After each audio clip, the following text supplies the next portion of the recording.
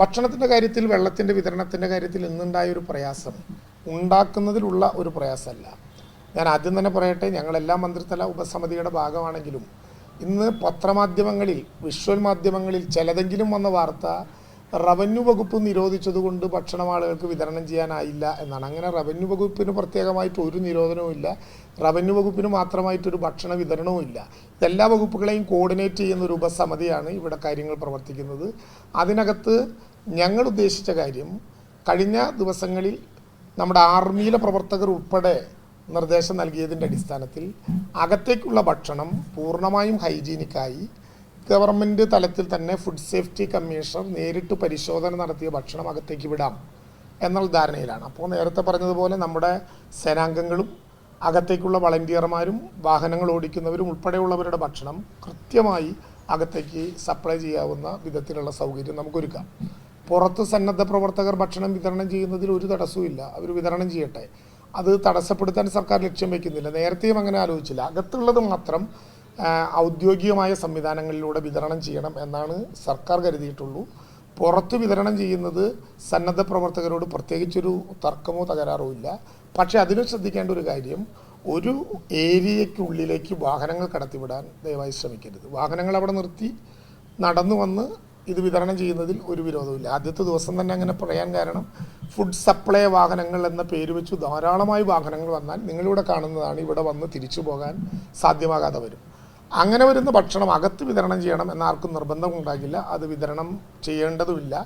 ഒരാൾ പോലും ഭക്ഷണം കഴിക്കപ്പെടാതിരിക്കരുത് എന്ന് തന്നെയാണ് സർക്കാരിൻ്റെയും നമ്മുടെ എല്ലാവരുടെയും ലക്ഷ്യം. ഇതിൽ ഭരണപ്രതിപക്ഷമില്ല, ഇതിൽ വേറെ ഏതെങ്കിലും ജാതിമത വേർതിരിവുകളില്ല, രാഷ്ട്രീയമായ വ്യത്യാസമില്ല. പക്ഷെ ഇത്ര വലിയൊരു ഒരു പ്രവർത്തനം നടത്തുമ്പോൾ ഒരു നേരത്തെ ഭക്ഷണം കിട്ടാതെ പോയിട്ടുണ്ടെങ്കിൽ തന്നെ വളരെ ക്ഷമാപണത്തോടെ ഇത്ര വലിയൊരു സംഘാടനത്തിലുണ്ടാകുന്ന സംഭവങ്ങളാണ് എന്ന് കരുതി ഒരു ദയാവായ്പും ക്ഷമയുമൊക്കെ കരുതേണ്ടതായിരുന്നു എന്നെനിക്ക് തോന്നുന്നു. ഇനി അങ്ങനെ ഇല്ലാത്തതൊരു പൊതു പ്രശ്നം ഉയർത്തിക്കൊണ്ടുവരാനാണെങ്കിൽ അത് വളരെ പോസിറ്റീവായിട്ട് എടുക്കുന്നു. അതിലൊരു തരത്തിലുള്ള പ്രയാസവും ഇല്ലാത്ത വിധത്തിൽ കൊണ്ടുപോകാം.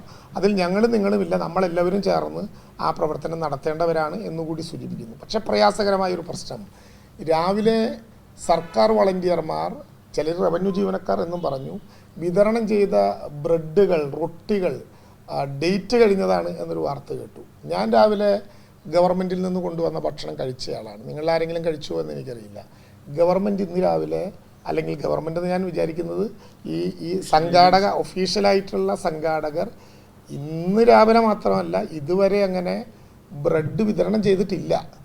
ചെയ്യാത്ത ബ്രെഡ് എങ്ങനെ പൂക്കുന്നു എന്ന കാര്യം ഞങ്ങൾക്ക് അങ്ങനെ പിടികിട്ടിയില്ല. അതിൻ്റെ പ്രശ്നം എന്താണെന്ന് വെച്ചാൽ, ലോകം തന്നെ ശ്രദ്ധിക്കുന്ന ഏറ്റവും വലിയ ഒരു രക്ഷാപ്രവർത്തന ദൗത്യം കേടായ ബ്രെഡും അല്ലെങ്കിൽ ആ വിധത്തിലുള്ള റസ്ക്കുമൊക്കെ വിതരണം ചെയ്തു എന്ന് പറയുന്ന വിധത്തിൽ ഉണ്ടായാൽ അതൊരു പ്രയാസകരമാണ്. ഇനി അങ്ങനെ ആരെങ്കിലും കേടായ ബ്രെഡോ കേടായ റസ്കോ വിതരണം ചെയ്യാതിരിക്കാൻ കൂടി വേണ്ടിയാണ് അകത്തുള്ള വിതരണം പൂർണ്ണമായും ഫുഡ് സേഫ്റ്റി അതോറിറ്റി അംഗീകരിച്ചിട്ടുള്ള സാധനങ്ങളെ വിതരണം ചെയ്യാൻ പാടുള്ളൂ എന്ന് വെച്ചിട്ടുള്ള. ആവശ്യത്തിന് വെള്ളം നമ്മുടെ കയ്യിലുണ്ട്, ടാങ്കർ ലോറികളിൽ വെള്ളം എത്തിക്കുന്നുണ്ട്, ആവശ്യത്തിന് ഭക്ഷണവും കൊടുക്കാൻ ഒരു വിരോധമില്ല. അകത്തുള്ളവരെക്കാൾ 1400-ലേറെ അധികം പാക്കറ്റുകൾ ഇന്ന് വിതരണം ചെയ്യുകയും ചെയ്തിട്ടുണ്ട്. എങ്കിലും ഒരു തർക്കത്തിനില്ല. എവിടെയെങ്കിലും കുറവുണ്ടെങ്കിൽ സദയം ക്ഷമിക്കുക, ഇത്ര വലിയ ഒരു പ്രവർത്തനങ്ങൾക്കിടയിലുണ്ടായതാണ് എന്ന് വിചാരിക്കുക. ഏതെങ്കിലും വിധത്തിലുള്ള തെറ്റിദ്ധാരണ വേണ്ട. ബെയിലി അപ്പുറത്തെന്ന് ഞാൻ പറഞ്ഞാൽ പ്രശ്നബാധിത പ്രദേശത്ത് ഇവർ കണ്ടെത്തുന്ന ഫുഡ് ആൻഡ് സേഫ്റ്റി പരിശോധിച്ചിട്ടുള്ള ഭക്ഷണം കൊടുക്കുകയും പുറത്ത് നമ്മുടെ സന്നദ്ധ പ്രവർത്തകർക്ക് ഭക്ഷണം വിതരണം ചെയ്യാനുള്ളതിൽ പ്രത്യേക തടസ്സമൊന്നും ഉണ്ടാക്കുന്നില്ല. പക്ഷേ അതൊരു പ്രധാന ഇനമാക്കി കരുതിയ ഒരു പ്രയാസത്തിലേക്ക് പോകരുത് എന്ന് മാത്രമേ കരുതുന്നുള്ളൂ. ഇത്തരത്തിലൊക്കെ പ്രശ്നങ്ങൾ ഉന്നയിക്കപ്പെടുന്നത് ലോകം മുഴുവൻ ശ്രദ്ധിക്കുന്ന കേരളത്തിൻ്റെ ഒരു ദുരന്ത നിവാരണ കൂട്ടായ്മയ്ക്കും ആ ദുരന്ത നിവാരണ പ്രവർത്തനത്തിൽ മലയാളി ഇഴയില്ലാത്ത വിധം നമ്മൾ കൂട്ടിയോജിപ്പിക്കപ്പെട്ട ആത്മബന്ധത്തിനും ഏതെങ്കിലും വിധത്തിൽ തടസ്സം ഉണ്ടാകുന്നതാണ്. മറ്റ് സ്ഥലങ്ങളിൽ നിന്നൊക്കെ ആളുകൾ വിളിച്ചു ചോദിക്കുകയാണ്, ബ്രെഡിൽ അപകടമുണ്ടോ, റസ്കിൽ അപകടമുണ്ടോ, ഞങ്ങൾ കൊണ്ടുവരണോ? അങ്ങനെ പറയേണ്ട ഒരു പ്രശ്നം പ്രധാനമായിട്ടുമില്ല. അപ്പം അതുകൊണ്ട് കൃത്യമായി അകത്ത ആളുകളെ 9 മണി വരെ റെസ്ട്രിക്റ്റ് ചെയ്ത് തന്നെയാണ് പോകുന്നത്.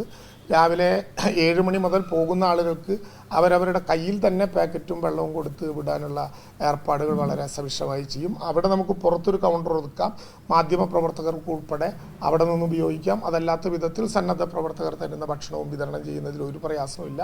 അതിലെന്തെങ്കിലും വേറെ വേർതിരിവുകൾ ഉണ്ടായിട്ടില്ല. വിഷയം നമുക്ക് ഇക്കാര്യത്തിൽ കേന്ദ്രീകരിക്കണം എന്ന് സവിനയം അഭ്യർത്ഥിക്കുകയും ചെയ്യുന്നു. ഇക്കാര്യങ്ങളാണ് പ്രധാനമായിട്ടും പത്രസമ്മേളനം എന്ന നിലയിൽ ഇന്ന് പറയാനുള്ളത്. നാളെ കടാവർ ഡോഗ്സിൻ്റെ കൂടി സംവിധാനത്തെ ഉറപ്പിക്കും. അതുപോലെ തന്നെ ഇന്ന് 6 മണിക്ക് ചേരുന്ന യോഗത്തോടു കൂടി തന്നെ കുറച്ചുകൂടി വിപുലമായിട്ടുള്ള ഒരു പരിപാടി തയ്യാറാക്കുകയും ചെയ്യും.